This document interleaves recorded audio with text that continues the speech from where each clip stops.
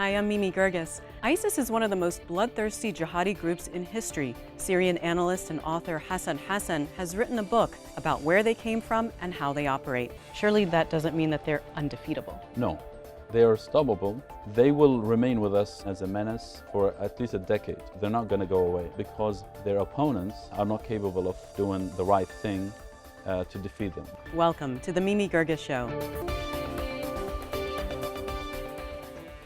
As we've seen in the tragic killings in Orlando and San Bernardino, the Islamic State's ability to plan and inspire attacks on Americans run beyond the borders of their so-called caliphate. Hassan Hassan is a Syrian analyst and co-author of the book ISIS, Inside the Army of Terror. We'll talk about their history, how they operate, and why, despite their barbarism, so many people are devoted to their cause. Hassan, welcome to the program. Thank you for having me. Your hometown is a Syrian town called Bucca. It's on the border with Iraq. What's happening there now? Nothing much is happening. Last week there was an attempt to retake the city from ISIS with the help of a local group supported by the Pentagon, but the attempt failed, although they actually went deep into the city. So it's still under ISIS control? It's still there, yeah. Do you know what life is like for people living there? Well, I mean, the story is well familiar. When ISIS stormed into the town after the takeover of Mosul and the massive weaponry they got from the Iraqi army, they started a campaign of subduing kind of the population. It was a campaign that took a while, and I think the first thing they did was to establish a square. They called it like the Justice Square or the kind of Sharia square. This is where they behead people, or they hang their heads, severed heads on pipes, and that's where they flag people, lash people, and so on and so forth. That's so like this is just to terrorize the population. It is, yeah. Especially in the city center, the urban center. That's where they have like the main site for punishments and for deterring people, making people think twice before they rebel against the organization. What is a typical ISIS fighter like? Describe him for me.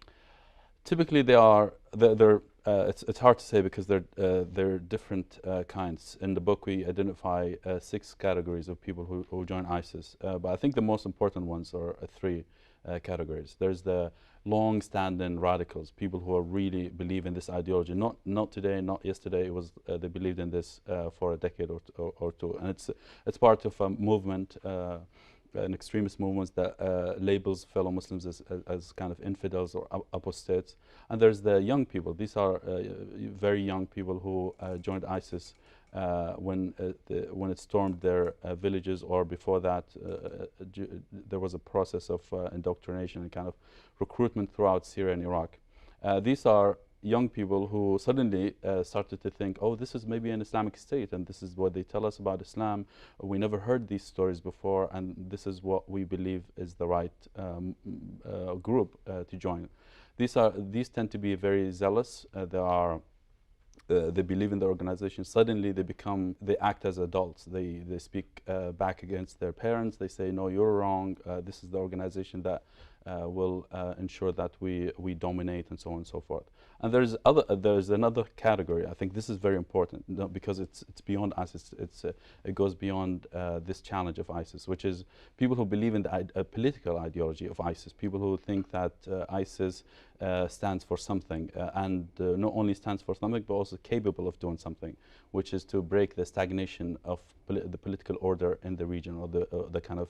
So you're saying political ideology, not necessarily the theological Islamic ideology? Absolutely, yeah. Notice that there are only 2 categories who believe in the sort of religious ideology that ISIS believes in. There are the radicals, and there's their victims, young people who believe in these things because they're brainwashed by that category. The rest of people are there's the political people who driven to the organization because of politics, and there are profiteers, people who maybe believe or like the governance and and so on and so forth. But those people, wouldn't they be turned off by the barbarism? I mean, going into the square and beheading people and putting their heads on stakes? that does two things. It deters people from rebelling against the organization, so they ensure submission. People don't rebel against the organization. That's why we haven't seen examples of people from inside saying rebelling against the organization and saying, go away, leave our town. That has not happened. So it does that, and also it kind of inspires some of the young people, because people like violence. Some people, not like young people, who think this violence is a result of something, and that gains traction in an atmosphere like Syria's and Iraq's atmospheres. Like war-torn countries. So let's go back to the very beginning. This all started with Abu Musab alZarqawi. He's a Jordanian, thuggish, really a criminal, and then he becomes religious. What happens then? Well, the evolution of Abu Musab alZarqawi was his ideology was born out in the prison system in Jordan, in the same way that many ISIS members were born out of the Iraqi prisons after the Iraq War. He was thuggish before he was imprisoned. He started flirting with kind of Islamist ideas at a young age, when he started to go to mosques, and not that he did that in mosque, but like the group around him in the Zarqa. And Zarqa has refugee camps. It's not a normal city. But I think his transformation started in prison when he met Abu Muhammad al-Maqdisi. He's a very famous jihadi ideologue, partnered with him in prisons and became very close allies, and they started to plan to join forces and kind of push towards promoting the ideology in Jordan. And then after that he moved to Afghanistan to fight in jihad, And then he met bin Laden. He did. What happened when he met bin Laden? There was tension between the two. They didn't like each other? They didn't like each other. Why? They had different views about what jihad stood for. I mean, they're not too dissimilar, but they have different approaches to how to conduct jihad. Osama bin Laden, for example, his mother she comes from an Alawite region in Syria, and alZarqawi believed that Shia, Alawites are part of Shia, at least in name. He believed that Shia are apostates enemies. And should be killed. And also they are eternal enemies of Sunnis. And he goes back to history and says the first Islamic state was brought down because of Shia, or what he thinks of Shia, and so on and so forth. And like the Ottomans. Also, he blames the fall of the Ottomans, or the kind of the Safavid in Iran, and their kind of conspiracy against the Ottomans. And he has a narrative that the Shia are our worst enemies, and the enemy within is the enemy that needs to be prioritized. Which really explains his barbarism towards the Shia in Iraq and in Syria. I think when he arrived in Iraq in 2000, he arrived before the war. He linked up with a Kurdish jihadi group. A lot of people don't understand this, that there was a jihadist group operating in Iraq before Saddam Hussein, like during the reign of Saddam Hussein, and it was operating in the north of Iraq. So he linked up with that organization, and that organization, astonishingly, had a lot of common practices like ISIS today, in terms of enforcing Sharia, in terms of the brutality, and so on and so forth. So when he came to Iraq, that's when his ideology started to mature. He started to think, oh, Shia are really they're working with the Americans are working with the Shia, they're also working with Iran.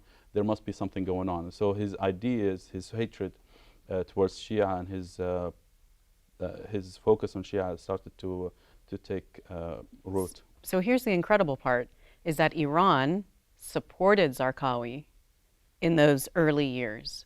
Why did they do that? Well, both the regime Bashar al-Assad in Syria and Iran kind of flirted with the insurgency of Iraq, because they thought the next countries that would be attacked would be Iran and Syria. For regime change by the United States. Yeah. So they wanted to make sure that this occupation doesn't work, and that there's, the Americans will be dragged into a long war, and this is what happened. Like the Syrian regime, for example, and I remember this personally in 2004, jihadis coming out of the Arab world and the Islamic world into Syria, and from Damascus they would travel from the Damascus airport the same way that Turkey does it today, or did it earlier in the Syrian conflict, and they would be transported from Damascus to Deir ez-Zor, to my hometown. My hometown was like at the exit from Syria into Iraq. And I remember in 2004 I was a student in Damascus, and when I was visiting my hometown, a taxi driver told me, you know, this has happened. Like we transport jihadis directly all the from the time. airport right into the border. He was talking about from Abu Kamal to Iraq, to the other side of the border. And I didn't believe him. When I went back to my village, I basically said, this is what the taxi driver told me. And they said that there are actually a few people from my hometown went to Iraq to fight for Saddam Hussein. Well, when did Iran realize that they had been helping this guy who was butchering Shia Muslims?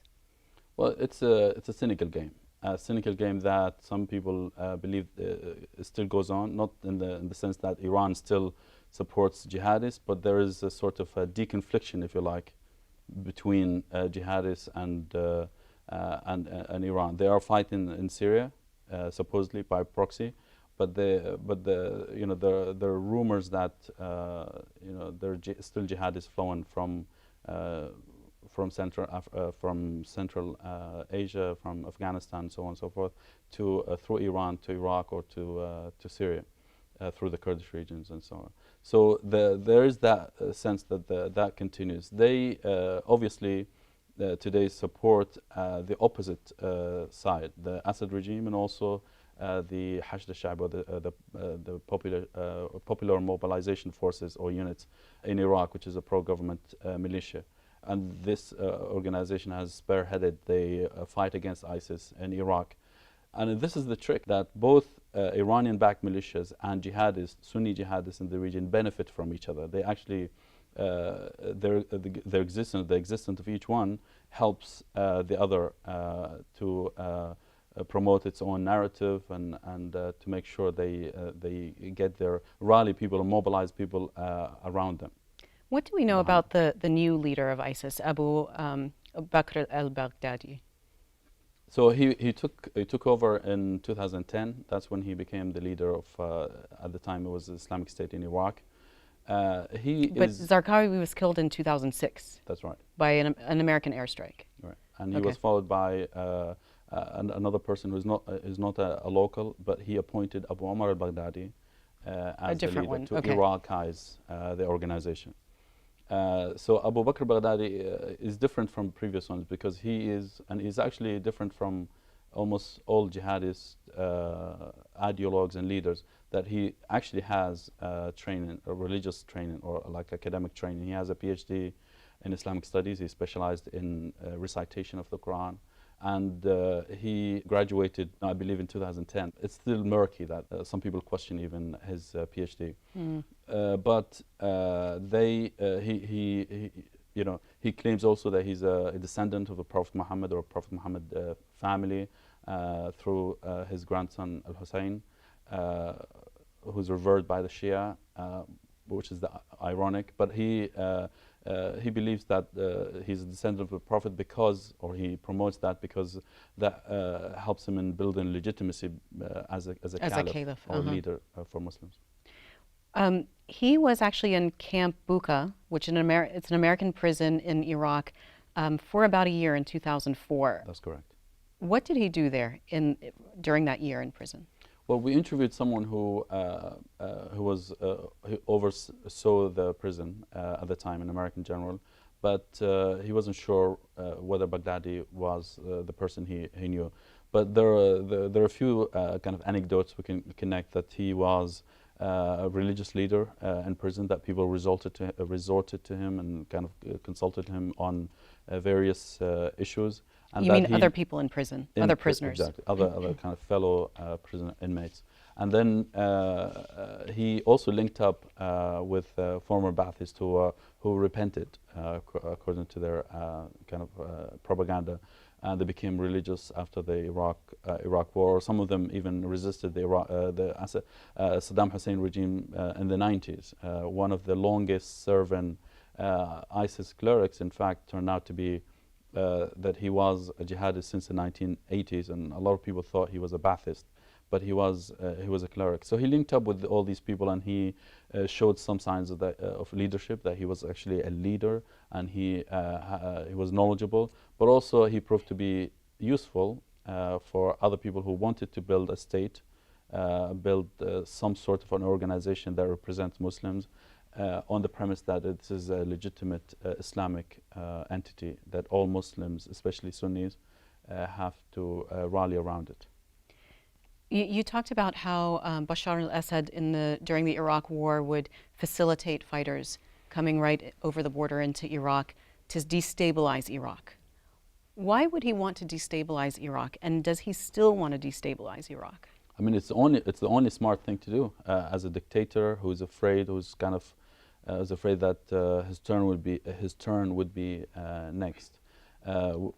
Is to make sure that this project, this new project that was strange in the region, that regime change, claiming to be a democracy, and Bashar al-Assad wanted to portray this occupation as an occupation, obviously, and as a threat to everyone, and that this is not about democracy, it's not about promotion of democracy, it's about destabilizing Iraq and making sure that Iraq doesn't is not the regional power that used to be. So they found allies with a lot of people, a lot of people in the region, with different groups, and they wanted to destabilize Iraq because that's the only outcome that would ensure that Bashar al-Assad would survive in power. Why, how, and when did ISIS enter Syria and set up their capital there?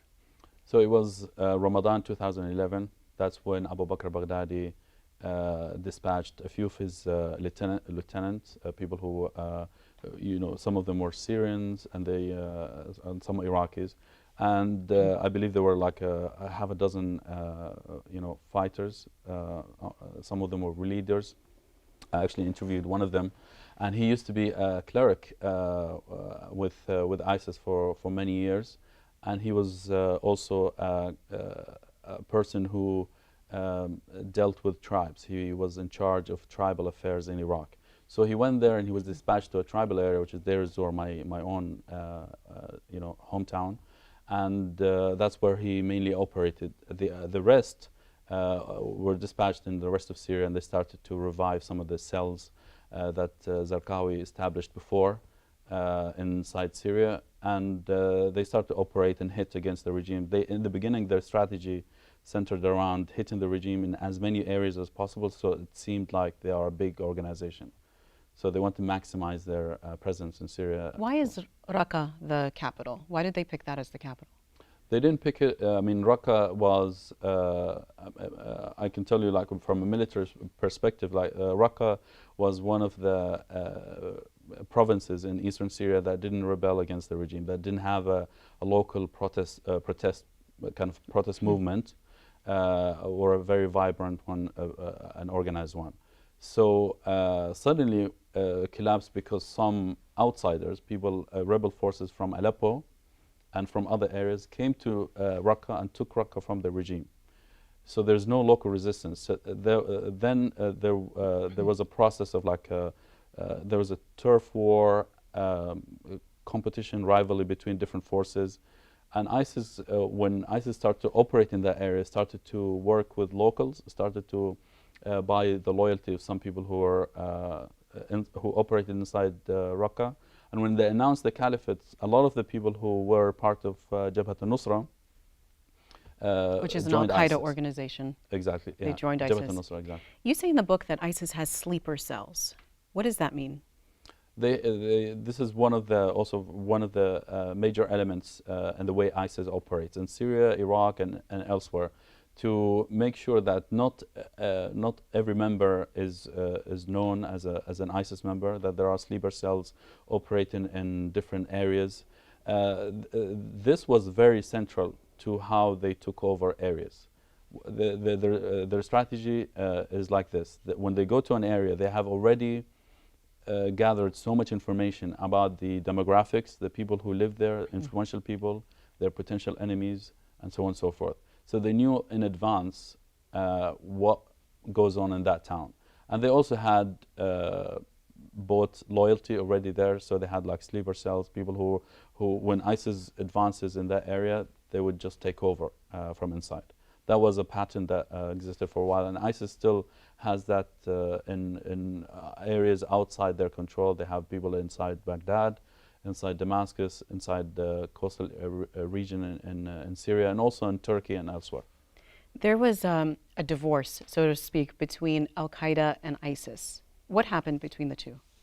The 2013 one was when Abu Bakr Baghdadi. So there's more. You said there's the 2013 one. There was differences. There were differences between them in during the Iraq War when Abu Musab alZarqawi refused in the beginning, was like reluctant to pledge allegiance to Osama bin Laden.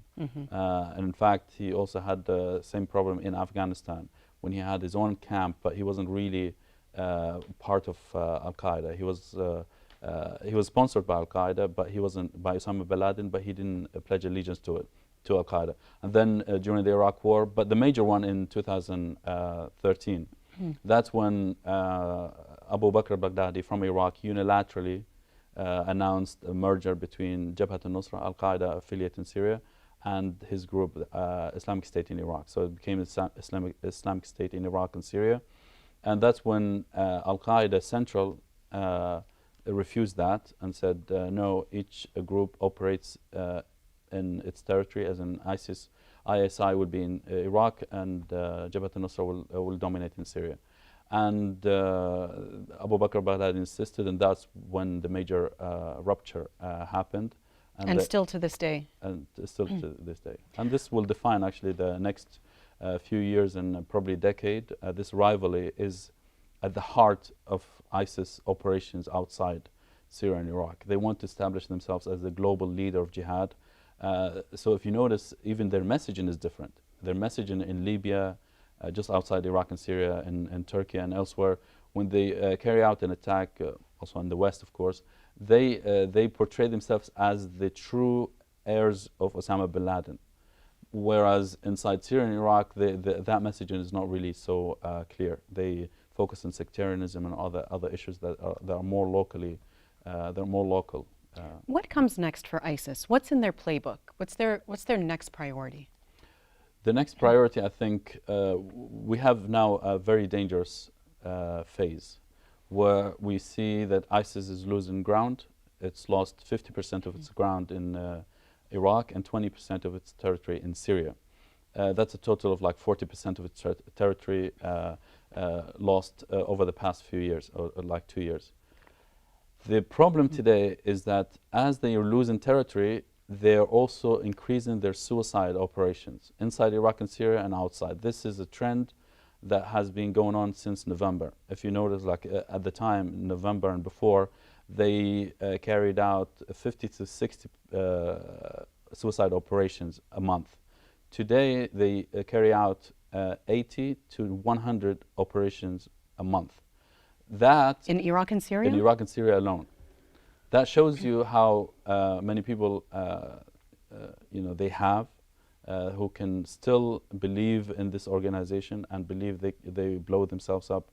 They believe in in the value of doing that, and this is the dangerous trend. There is a steady, controlled transition from territorial control to maximizing damage against their enemies. In 2014, they took the fight to their enemies in Baghdad, in the Kurdish regions, and elsewhere. Now, because they're controlled militarily, or they're contained militarily because of the American intervention, they want to take the fight to their enemies through another means, which is suicide operations. They've done that in a way they didn't do in 2014. For example, recently from February till the end of Ramadan, or the end of last month, was like operation. They carried out operations in the heartlands of the Alawite areas in Syria. They attacked inside the Sadr city in Baghdad. These are supposedly well-protected areas, and ISIS could infiltrate these areas. Hassan, you end the book with these words, quote, "The army of terror will be with us indefinitely." Surely that doesn't mean that they're undefeatable.